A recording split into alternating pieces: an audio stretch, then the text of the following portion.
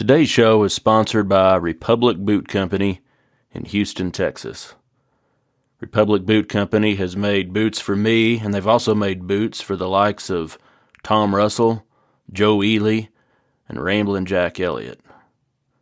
As you know, small businesses like Republic Boot Company could use a lot of help and a lot of support these days, so please consider taking a look at their website and ordering yourself a pair of handmade custom boots. You can check them out at republicbootcompany.com. Today's show is also brought to you by the Western Folklife Center in Elko, Nevada, and they were kind enough to provide a space for me to record this interview during the National Cowboy Poetry Gathering. You can find out more about the Western Folklife Center at westernfolklife.org. Today's show is all about the classic cowboy poet from Prescott, Arizona, Gail Gardner.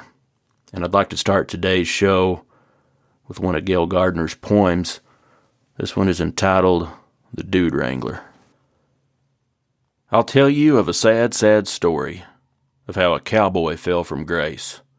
Now really, this is something awful. There never was so sad a case. One time I had myself a partner. I never knowed one half so good. We throwed our outfits in together and lived the way that cowboys should. He savvied all about wild cattle, and he was handy with a rope. For a gentle, well-reined pony, just give me one that he had broke. He never owned no clothes but Levi's, and he wore them till they was slick.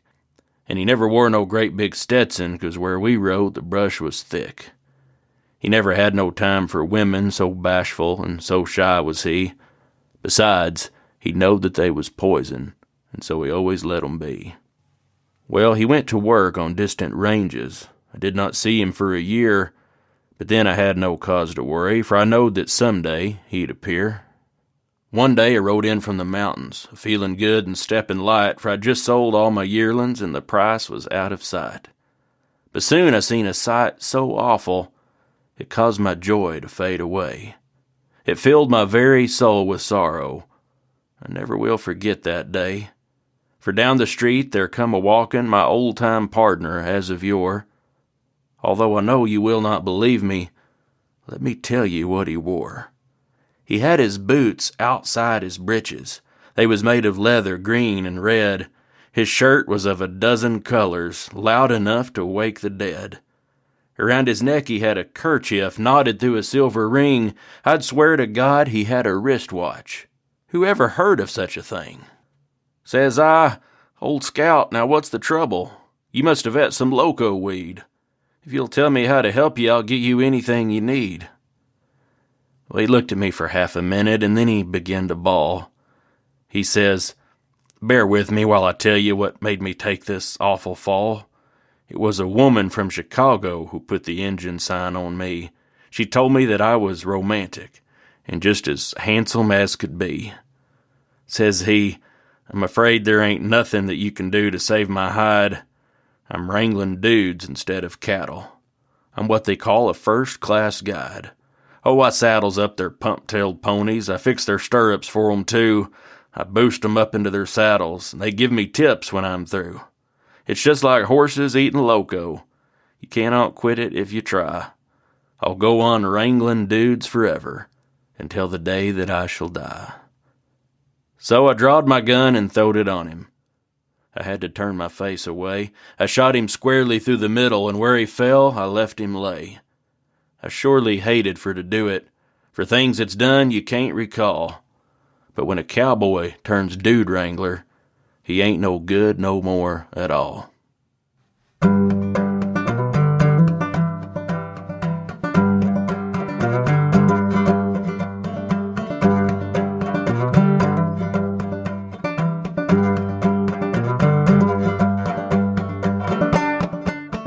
Howdy folks, this is Andy Hedges, and you're listening to Cowboy Crossroads. On each episode, I interview a different guest and ask them to share stories and discuss music, poetry, and culture from the working cowboy West and beyond. My guest today is Gail Steiger. Gail is a singer, a songwriter, a filmmaker, and the foreman of the Spider Ranch in Yavapai County, Arizona. Gail's grandfather was the legendary cowboy and poet Gail Gardner, who is famous for writing the classic cowboy song Sierry Petes, also known as Tying Knots in the Devil's Tail. I sat down with Gail Steiger during the National Cowboy Poetry Gathering in Elko, Nevada, and asked him to talk about his grandfather and the history of the Sierry Petes. Here's Gail Steiger.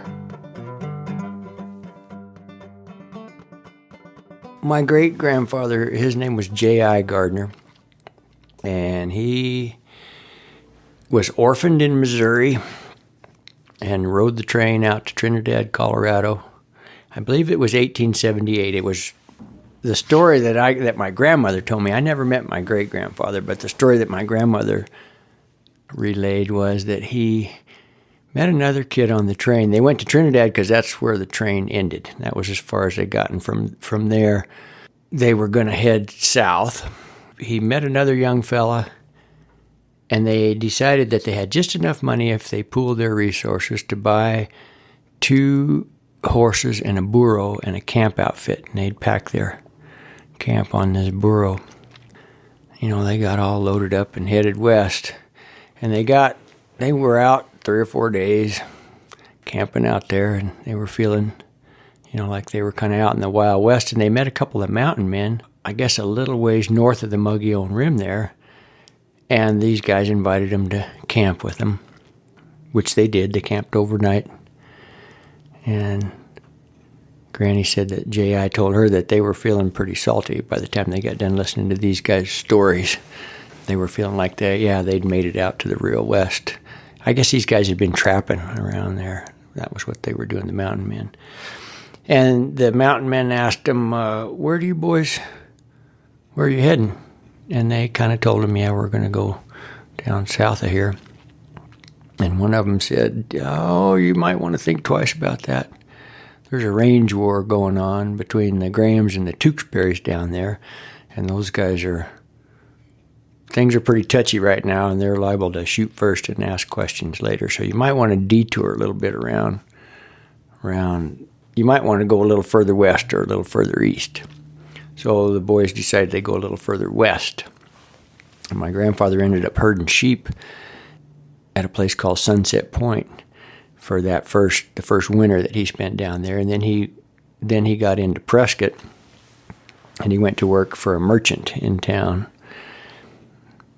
They told Whiskey Row, they had a Whiskey Row then too, much smaller than it grew to be later on.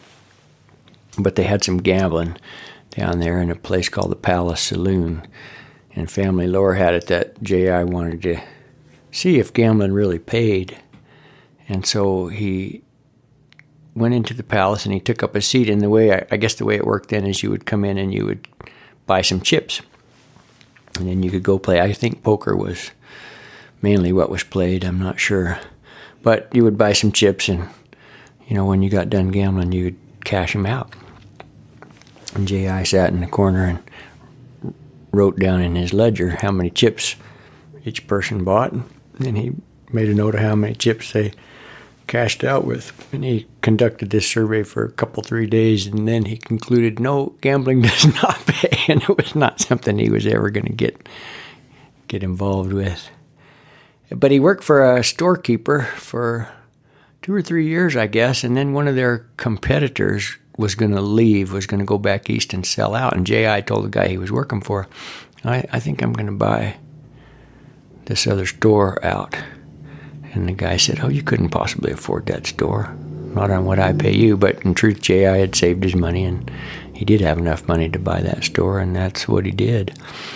And so he opened, he was competing with this fella, and he was pretty successful. Now, selling picks and shovels, he thought that was a better bet than and at that time, people were either cutting timber, because things were growing, or they were mining for gold. It was gold. Prescott was built up around the gold that was discovered by the Walker Party.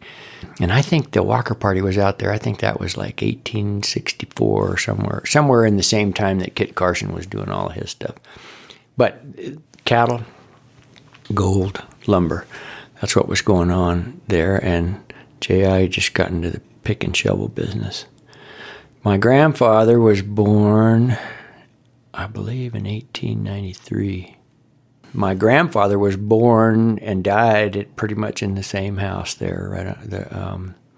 J.I.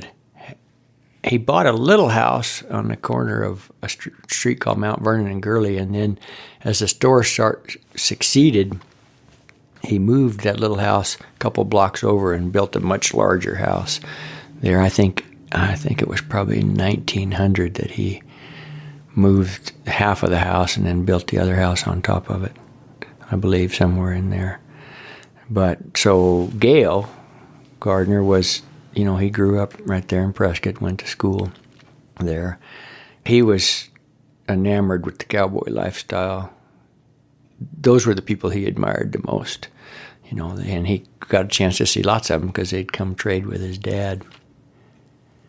Because my great-grandfather, his initials were J.I. Gardner, all of his friends nicknamed Gail Buster Jiggs, little J.I. Gardner.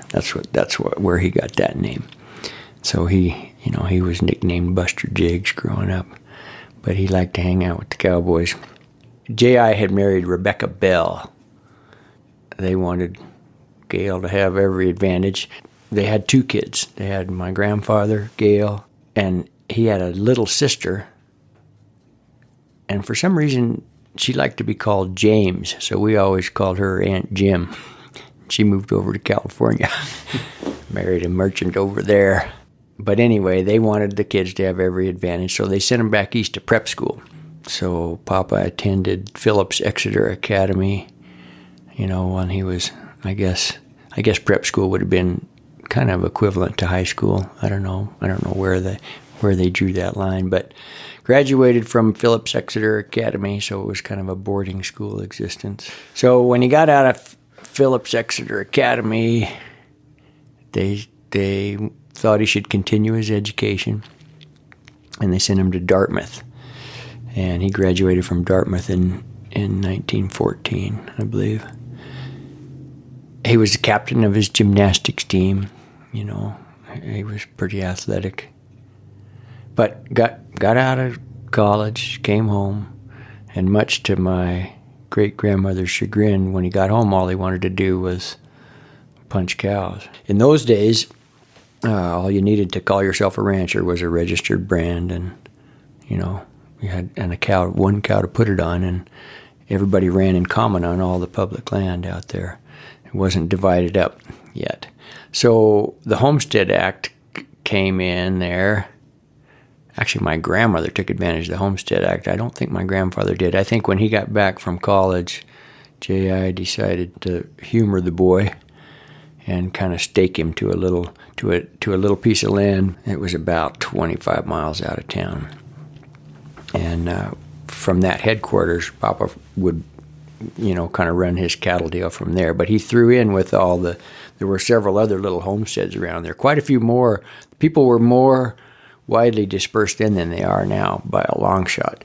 The outfit that we're on now had 2 or 3 of these little homesteads that were proved up on by my grandfather's contemporaries, the guys he was punching cows with. And everybody would get together a couple times a year and go to work. They all packed running irons, and the deal was, if you ran into a cow with a calf on it, you put the brand that was on the cow on that calf. And because there were lots of different brands, that's why they all carried running irons. I know that some people speculate that if you had a running iron, you were a cow thief, but that wasn't the case. Everybody was expected to put the brand that they found on the cow on the calf. And if you were going out there working your cows, you would brand your calves with your brand. But if you had anybody else's cows in the bunch, you would put their brand on their calves. That was a matter of honor to do that. I'm sure there was some cow thieving going on, but not on any grand scale. Everybody was expected to if you ran into a neighbor's cows, and something was unbranded, the code said, yeah, you should brand them too. Those guys would, you'd get together kind of to work with your neighbor to make sure he didn't get his brand on your calf by mistake. But yeah, that was pretty common. It was pretty common for lots of them to get together and work, but it was also common, for 2 or 3 to get together and just go do what they could. You knew where your cows were running pretty much. Everybody was free to ride wherever they wanted to ride around that country. It was all public land. But it was a good practice to keep your calves branded because, cows would always kick their calves off after 8 or 10 months or when the cow was getting ready to have the next calf, she'd wean the calf that she had. And if nobody found that calf, and he's kicked off, then there's no proof of ownership. That's where the state of Arizona passed a law saying that anything that wasn't sucking a cow belonged to the state of Arizona. That was supposed to stop any kind of rustling. Of course, most people, if you saw a maverick that wasn't sucking a cow, you better get that maverick for yourself. I don't think the state got very many of them. I really don't. But it was dangerous. It would be very dangerous to put your brand on a calf that was still following a neighbor's cow because that would be evidence of rustling. If you put your brand on my calf and then I found my cow and that cow's calf had your brand on him, that would be evidence of stealing. That you would be taken to task for that, later on. But that practice today continues. State of Arizona doesn't get very many mavericks. And kind of where I'm at, if you don't come across a fence to get mavericks, but if you got a yearling or a 2-year-old or something like that on your side of the fence, and he looks like your cattle, I mean, obviously, if your neighbors are running Charolais cows and you're running black cows or something, you see a Charolais steer, you're not assuming that well, he wouldn't be a steer if he was a maverick. If you see, big long ear that doesn't look like your cows, but everybody pretty much, we're all running the same kind of cows, and a big maverick that's not following a cow is still pretty much fair game, I would say. Sounds like a big difference looking out for your neighbor and looking out for the state, though. Yeah, big difference. big difference. You can see why they would take that attitude, I think.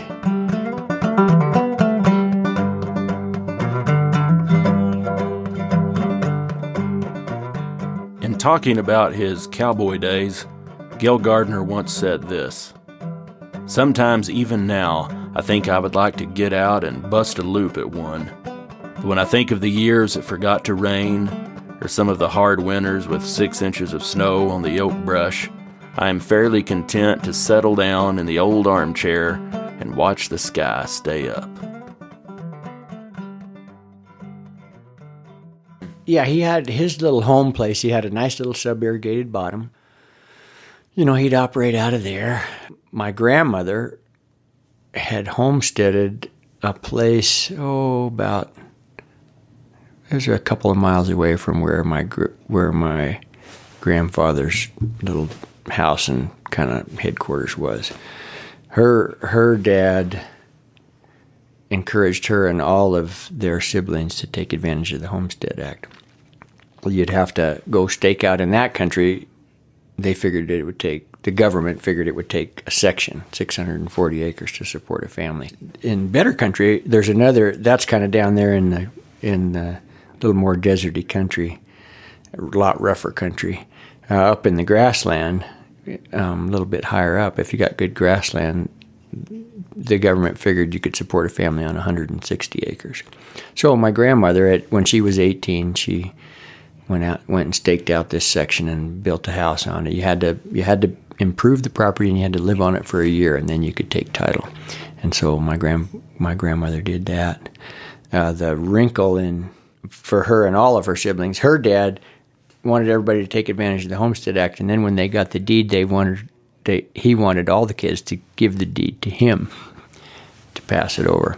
I always kind of viewed it as a precursor to the student loan program, or something like that. But that's what happened. But fortunately for us, my grandmother had become acquainted with my grandfather, and I think they were already romantically involved when she turned her homestead over and she just moved over there with my grandfather.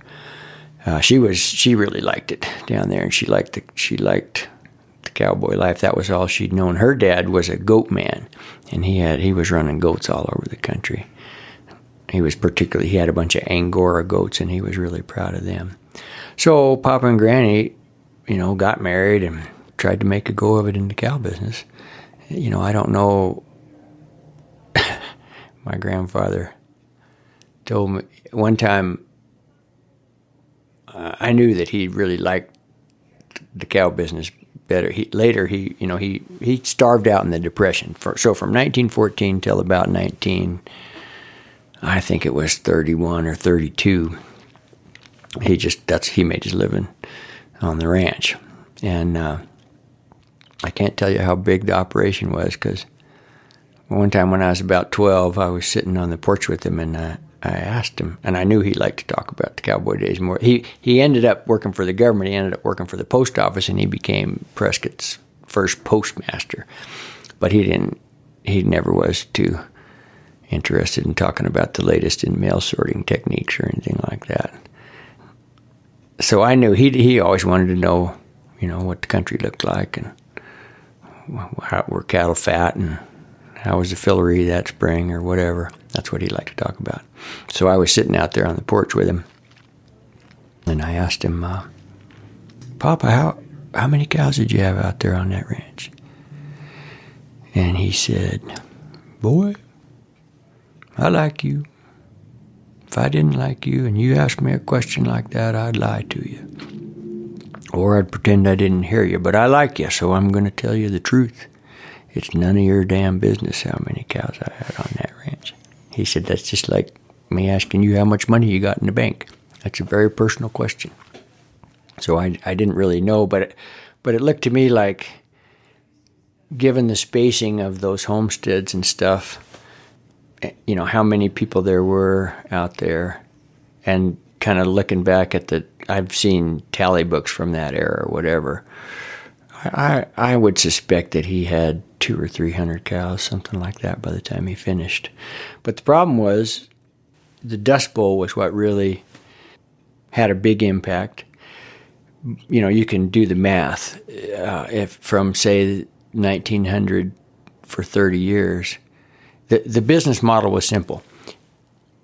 You put your brand on that one cow, and if she had a bull calf, you made him a steer. If she had a heifer calf, now you had 2 cows. There wasn't much market for heifers. The thing that was marketable were big steers. They liked them to weigh 11 or 1,200 pounds, and it would take those big steers, sometimes 3 or 4 years to get to that weight, depending on how much feed there was. But that was the marketable product. So the heifers, they just kept them. So pretty soon you're going to get this kind of exponential growth in the size of your herd. And it's clear to me that they were pounding the poop out of it. They had way too many cows there, by the 30s. And the same kind of drought and the factors that were affecting people in Oklahoma were affecting them too. And the government at that point realized they had to do something.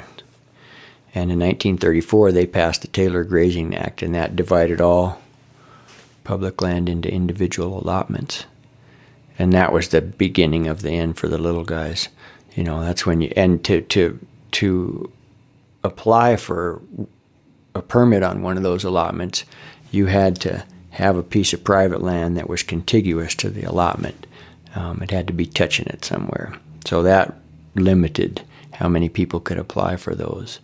The theory behind the Taylor Grazing Act was that if you fenced off each of those allotments individually and you only allowed one brand on each one of them, you could control the number of cattle that were out there better. The ranger or the BLM guy could come in there and count the cattle, and if you had too many, he could tell you to get some off of them, and he knew who to go to, to manage that situation. So that was the thinking behind it.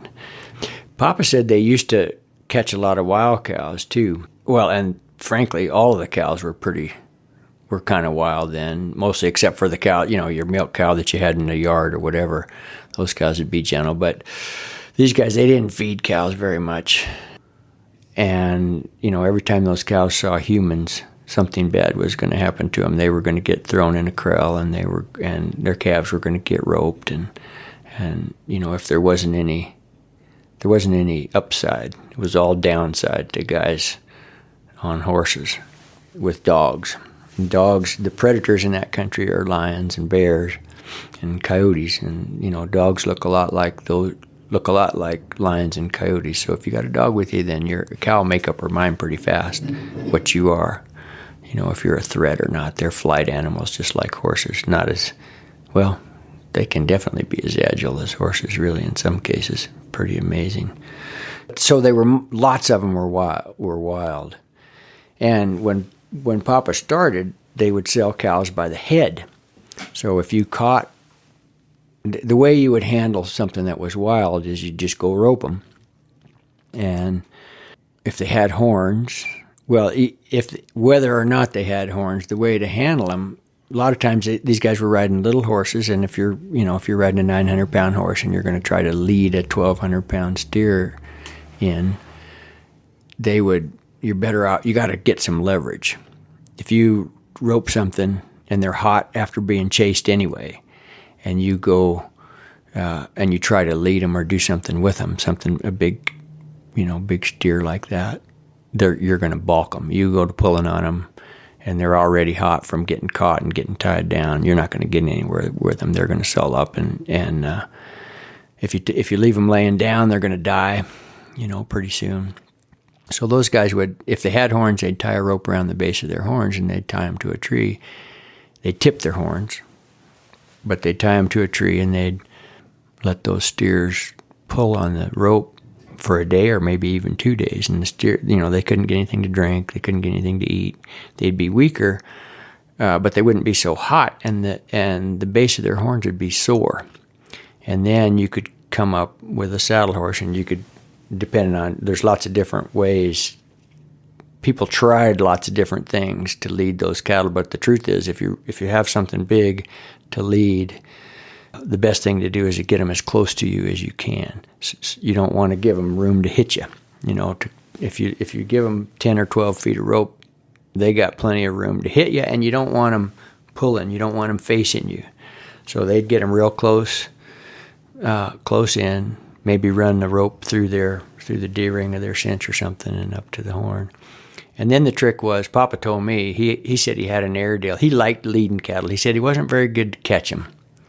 He said he never was fast enough, wasn't that great of a roper. He said, and there were some other guys, the Heckles. He talks about Sandy Bob in his song was a guy named Bob Heckle. Bob's brother, and that was Texas Bob Heckle was another cowboy poet who had moved into that country. You might have run into Texas Bob Heckle. He published a book of poetry too, prior to, that would have been a generation before my grandfather. But Sandy Bob was a friend of Papa's. Travis Heckle had a little homestead that's on the outfit that we're on today. And Travis was just a legendarily good cowboy, very tough. Never let him, very tough. And you see, he was living in a little, I think it was about a 10 by 10, kind of a little dugout cabin. And he had the round corral that he had built was still there, but he was known for, he could catch anything. Papa said he wasn't that great of a roper, but he had a lot of patience, and he could lead cattle. And he said the trick was, what he tried to do was just never pull on them if he could help it, and he would just wait for them to go, and he would go whatever direction they wanted to go for a while.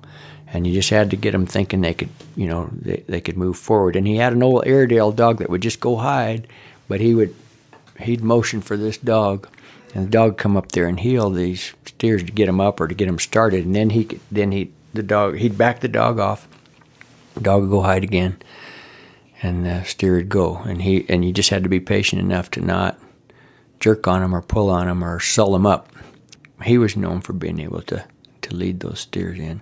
So those guys would get together if they were working, if a bunch of them were, and they'd tie up, in the wild cow days, and they'd tie up whatever they could catch, and they'd lead whatever they could catch either out to the railroad or into the butcher store, depending on what kind of deal they were doing, what kind of marketing scheme they had. And they would figure out how they were going to divvy up the proceeds, based on, if you let in somebody else's big steer, obviously you should get a piece of the action there. But that was the business model: sell the steers, increase the size of your cow herd. But the problem was, in the Depression, these cattle were starving. There was way too many of them, and they weren't worth anything anyway. And Papa finally decided if he's going to support his family, he better move to town. And he moved in with his parents. I sent my grandmother off on a trip with his sister, so she didn't know that he was moving to town until she got back, and she never forgave him for that. I think she was like, "Wait a minute," and he was like, "Well, Delia, we can't make it out there. I know you like it, but we just can't. We're not going to make it." And he first got a job. I think he had a couple of other jobs before he went to work for the post office, to support him. How was that transition for him? I'm just trying to think about transitioning from punching cows and that outdoor life to moving back into town and working in a post office for the government. That's such a contrast. It was a contrast.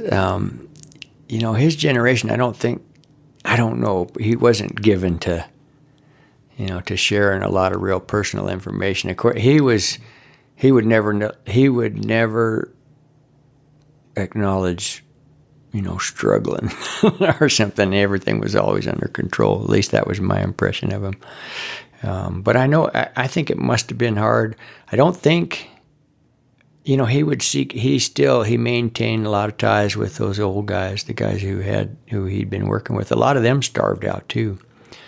He really kind of romanticized those cowboy days. He kept his saddle hanging up in the basement, and he kept all of his gear. He kept his bridle and his chaps and his spurs and all that stuff, and tried to take care of them. And he'd go hunting, and he'd still go help his friends work when he could. But I'm sure it was hard, and I know it was hard for my grandmother. I know she really didn't. She really missed that life. That was she was a rural girl. She didn't like moving to town. But in those days, it was kind of love, honor, and obey, and it was a pretty traditional thing, and I don't think Granny had a whole lot to say in what went on. So I'm sorry, I just don't really know how he felt about it. I know when I came on the scene, well, let's see. So if he moved to town in 35, I didn't really get to know him until 62, 63. That's when I was born in 56, and my mom and dad got divorced when we were 7, and we moved in with them, with Papa and Granny then, and that's when I really started to get to know him. And I knew you didn't. No back talk to Mom. No, that was just, there was never a lot of drama around any of that stuff. But I know when we got in there, we did what our mother told us to do, and we certainly did what our grandfather told us to do. We didn't argue about any of that stuff. I remember that. But what I really remember about them was they had a big circle of friends, and the social life was really important to them. They would have lots of gatherings where everybody would come by the house. Their house was pretty centrally located in Prescott, and they always had, somebody dropping by or 2 or 3 people dropping by, and it was always about entertaining each other. That Papa would give them a poem or something, or sing a song. There was an old guy named Billy Simone who was a real good horse trainer and cowboy. And I think Billy was the first guy, according to Katie Lee, Billy was the first guy that He set Spanish is a Loving Tongue, the Badger Clark poem. Billy was playing that. He set that to music. And Katie said that Billy was the first guy that was his idea. And then he came to my grandfather and he said, "Hey, that Tying the Knots in the Devil's Tail, that'd be a lot better as a song. You should sing that." So Billy was kind of talking him into kind of changing what he was doing there, and kind of helped him with, I think he used to sing Real Cowboy Life, and he used to sing Cowman's Lament, and stuff like that. And Billy talked him into doing that. But Billy would sing songs too. Billy'd come by there, and or you could tell a story, or you could recite a Robert Service poem, or a Robert Frost poem, or whatever. But it was pretty common for those guys to try to bring something to the party.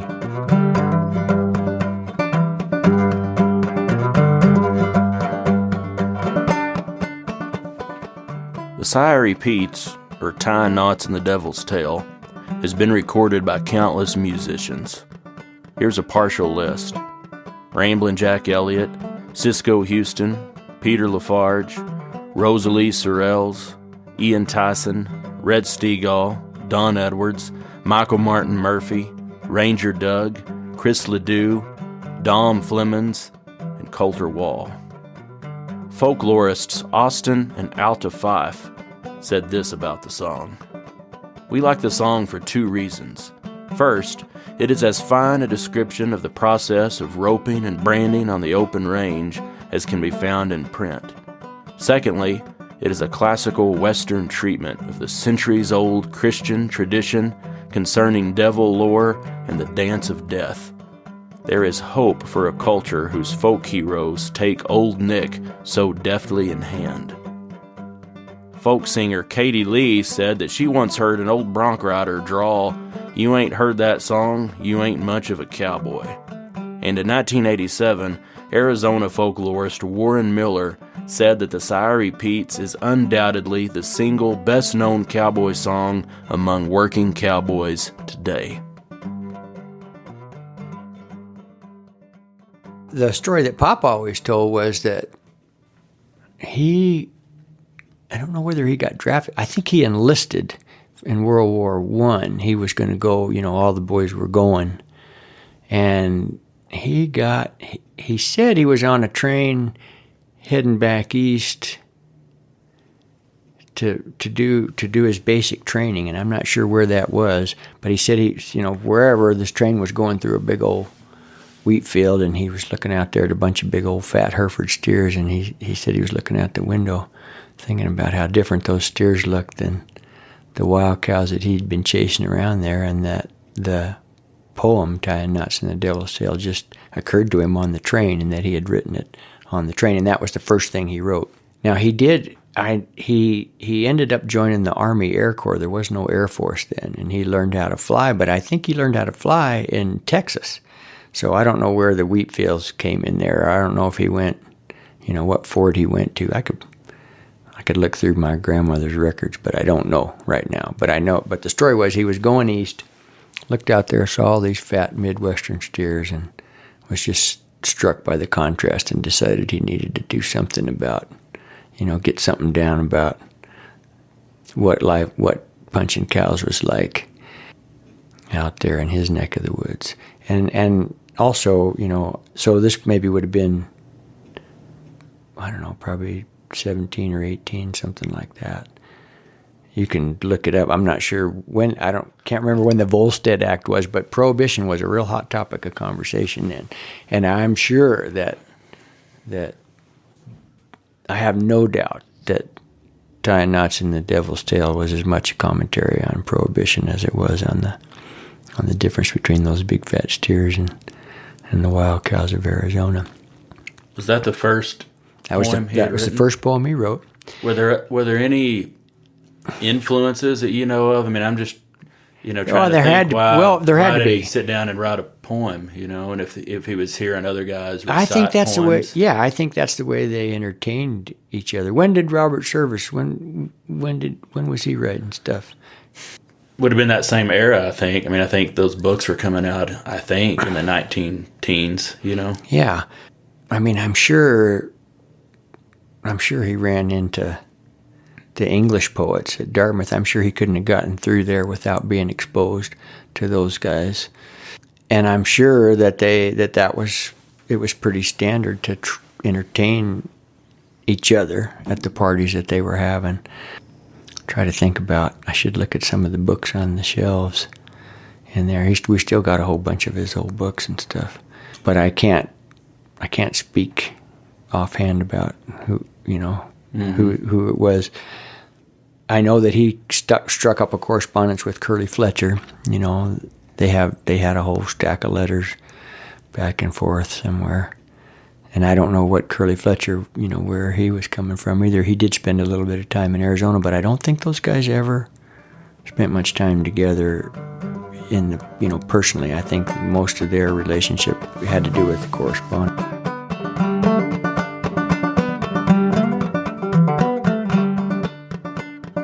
I think Papa and Curly got to be friends because there was a guy named Powder River Jack Lee who had recorded both the Strawberry Roan and Tying Knots in the Devil's Tail and claimed authorship. And it was the claim and authorship that really angered both of them. Not to mention, he might have changed a word or two here or there or whatever, but he was claiming authorship, and the word was that they were going to go pound the damages out of Curly Fletcher, or at least sue him for damages or do something. But all they said, the story that Papa told was that Powder River, when they found Powder River Jack, he was pretty well down on his luck, and he was married to a lady named Kitty.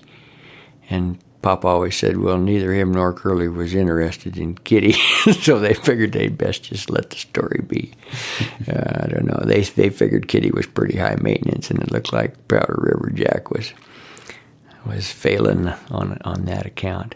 Now, I don't know if the other story that I had was that they never really did hang around very much, so I don't know if it's true that they got together and went to Phoenix or not, but I do know that they corresponded for a long time, and I believe that was kind of what started their correspondence, but that they got to be pretty good friends after that, or at least started that long correspondence as a result of that.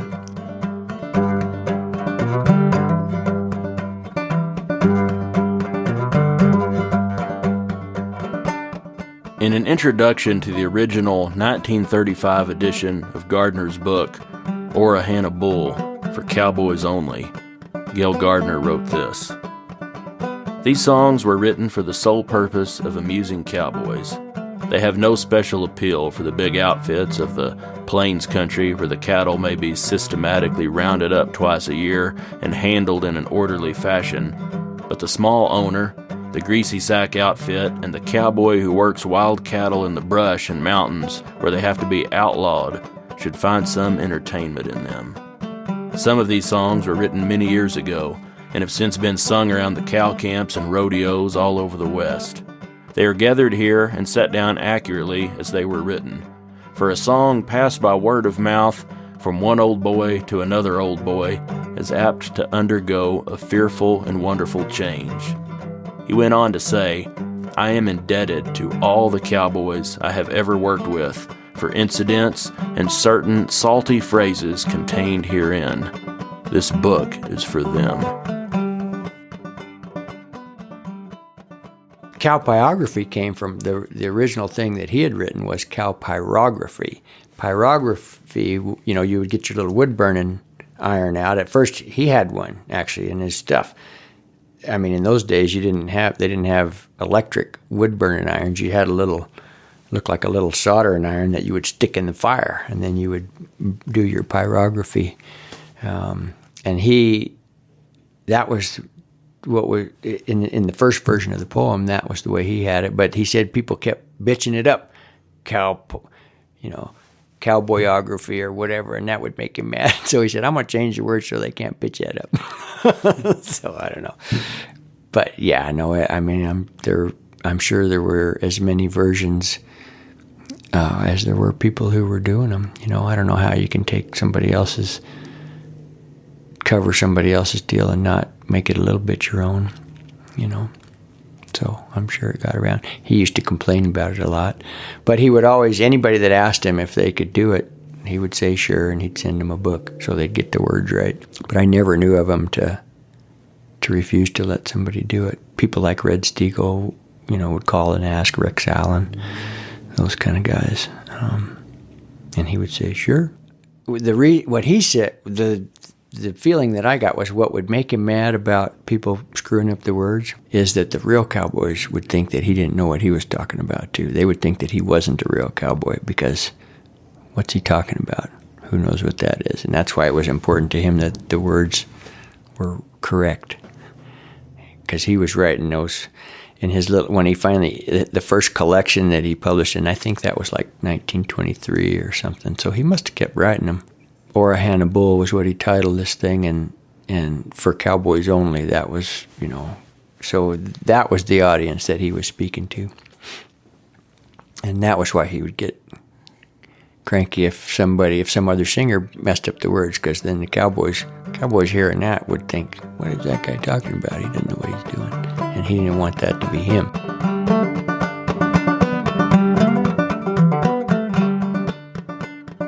My mom and my dad commissioned George Phippen to do this painting illustrating tying knots in the Devil's Tail. I think this would have been it must have been 61, 62, 63, somewhere in there. Commissioned George Phippen to do this painting illustrating Papa's poem, and they surprised him with it for his birthday that year. And George Phippen was one of the founding, he was one of the original members of the Cowboy Artists of America. He was kind of getting going on this artwork. He would come by the house, and he said he told Papa he was just doing research for, he'd like to do some paintings of that earlier era, and he wanted to make sure he got it right. So he came by 2 or 3 times, and he'd get him to talk about, now, what kind of rigs were you guys using? And what did your outfits look like? What kind of clothes were you wearing? And what kind of ropes did you pack? And what kind of bridles did you put on your horses? And George told him he was doing all this research so he could get paintings from that era down. But what he was really doing was doing research so he could get that particular painting down. He wanted those guys to look right.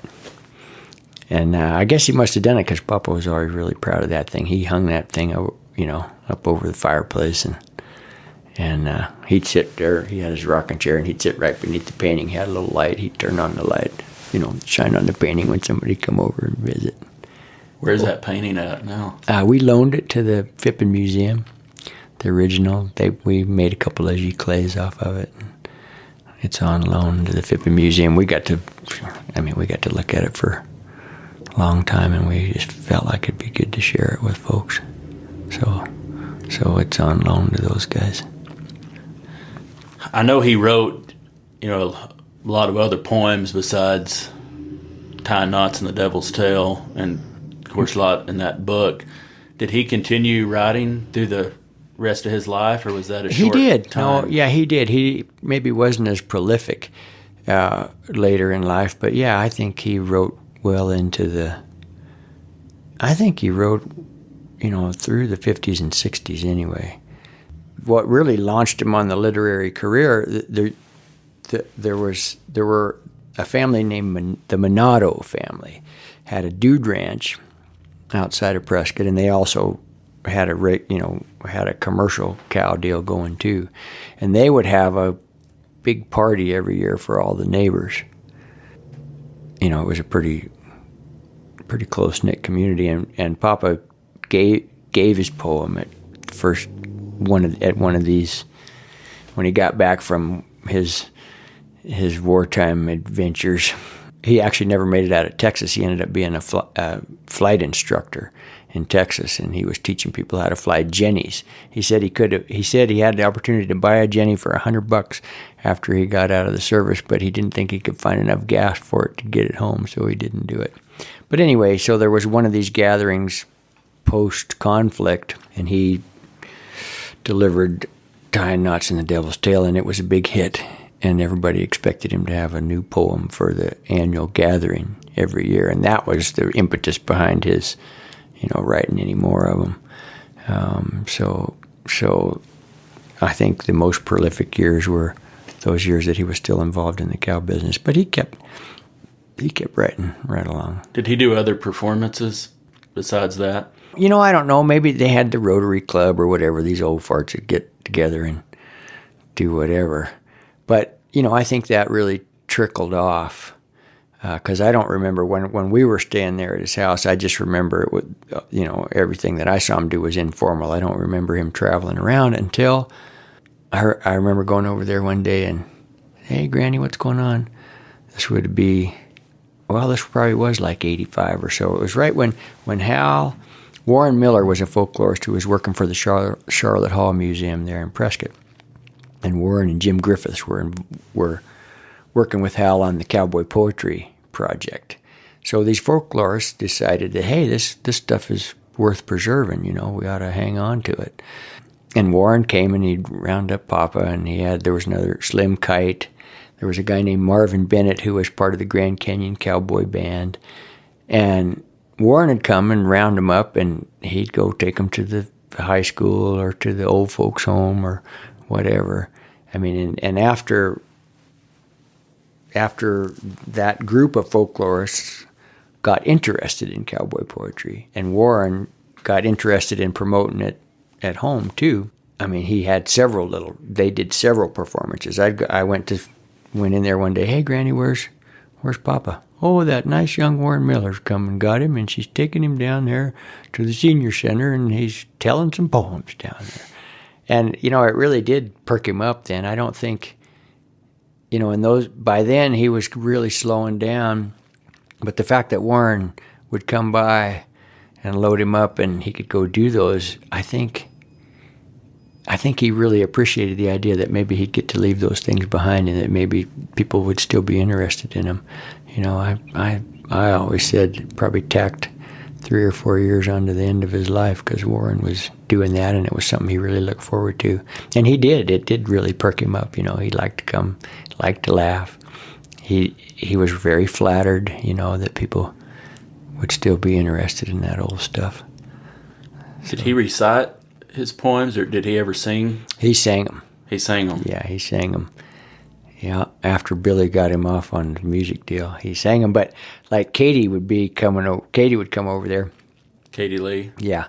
And Katie, when he'd start singing, Katie would get her guitar out, and she'd start trying to play along with him, and he'd stop her. No, Katie, don't do that. He's like me, he can't sing on key to save his life. And he figured if he didn't have the guitar going there, maybe it wouldn't be so noticeable. But I saw him, stop anybody from trying to accompany him, and he'd kind of get off in his own, in the key that he liked. So he would always do it a cappella. He never did learn how to play an instrument.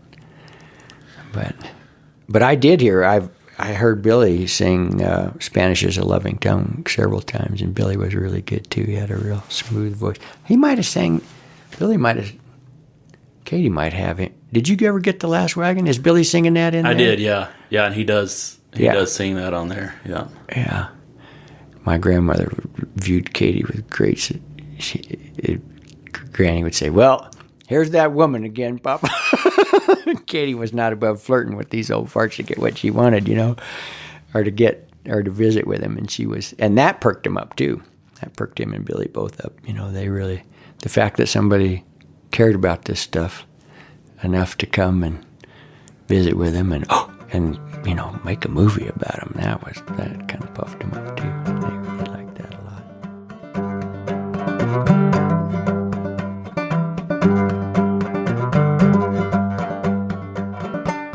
One of the last people, maybe the very last, to visit Gail Gardner was the great Ramblin' Jack Elliott. Ramblin' Jack first recorded a version of the Sierry Petes in 1959 on his album entitled Ramblin' Jack Elliott in London. At that time, he called his version of the song Rusty Jiggs and Sandy Sam. I came up here because they had dedicated this gathering to him that year, and he wasn't able to travel. He was 95, and Warren Miller had asked me would I prop him up in front of his painting and shoot a little video of him. So I brought that up. I did. I had him sing a song, and I shot some video of the painting and him in front of it, and he addressed the gathering, and I brought that video up there, and I met Jack. Actually, it was amazing.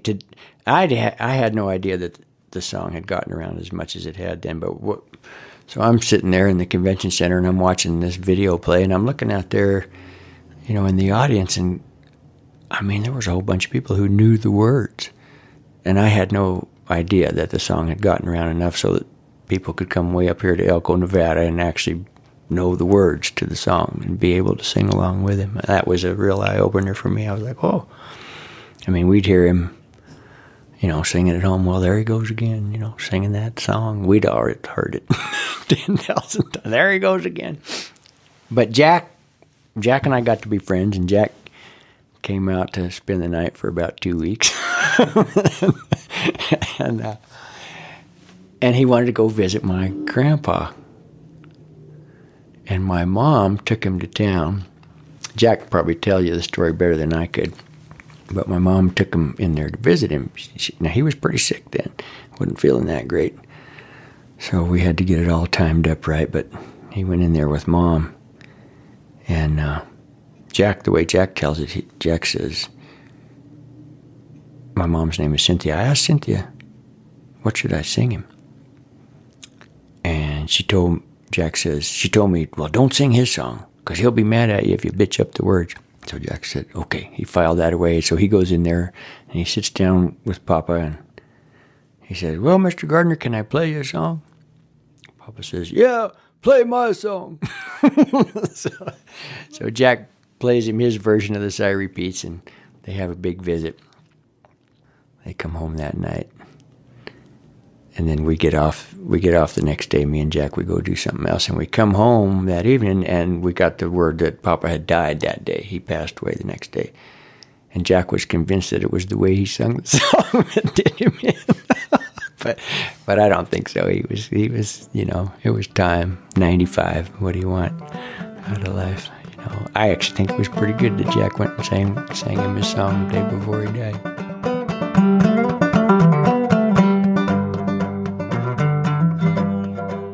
I'm pretty sure that Polly Wolly Doodle All the Day was the tune that he and Billy stole.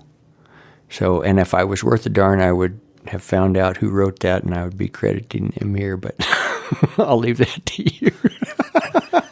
Okay, here's the Sierry Petes. Now, the Sierry Petes, the Sierra Prieta Mountains are right there west of Prescott. If you go to Prescott, you'll see there's a Thumb Butte sticks up right over the west side of Prescott, and that's what they used to call the Sierra Prietas, the Sierry Petes.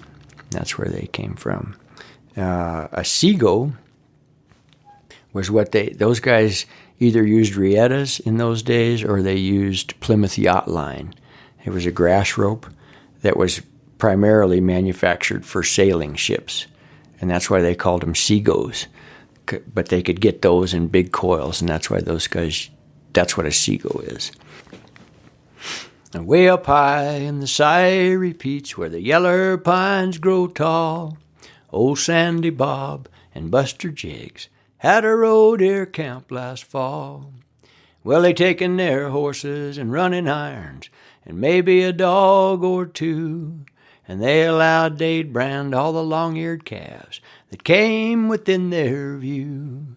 And any old ogie that flapped long ears and didn't bush up by day got his long ears whittled and his old hide sizzled in a most artistic way. Now one fine day, old Sandy Bob, he throwed his Seago down. He says, I'm sick of the smell of burning hair, and I allows I'm a-goin' to town. So they saddles up and hits 'em a lope, for it warn't no sight of a ride. And them was the days when a buckaroo could oil up his insides. Well, they starts her in at the Kentucky bar at the head of Whiskey Row, and they winds up down by the depot house some 40 drinks below.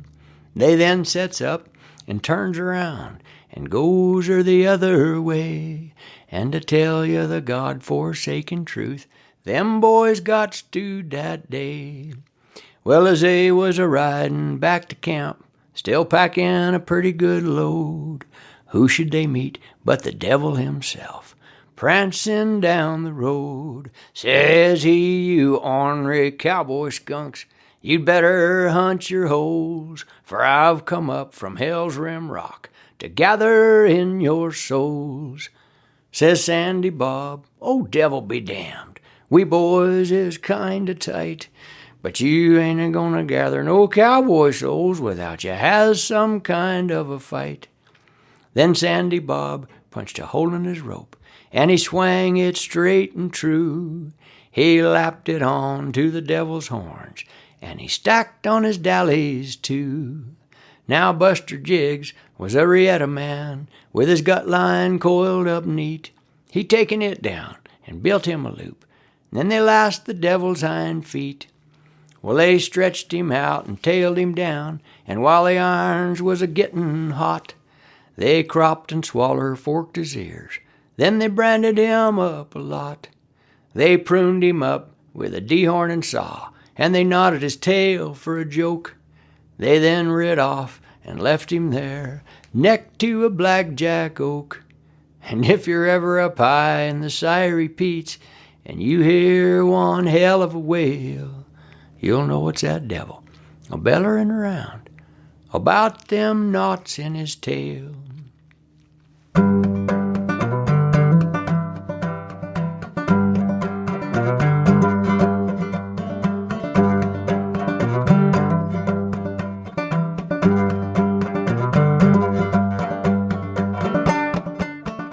All right, folks, that's it for today's episode. I'd like to thank Gail Steiger for taking the time to visit with me. You can find out more about Gail at gailsteigermusic.com. I'd like to thank Republic Boot Company for sponsoring today's episode. You can find out more about Republic Boots at republicbootcompany.com. I'd like to thank the Western Folklife Center for providing a space to record this interview. You can find out more about the Western Folklife Center at westernfolklife.org. You can find out more about me and this show at andyhedges.com. If you're enjoying this show and would like to help me keep it going, you can make a donation on the website, or you could take the time to leave me a review and a rating on the iTunes store, or you could simply tell a friend to listen to the show. If you'd like to contact me with a question or a comment or a story, I'd love to hear from you. Send an email to andy@andyhedges.com. Thank you for listening to Cowboy Crossroads.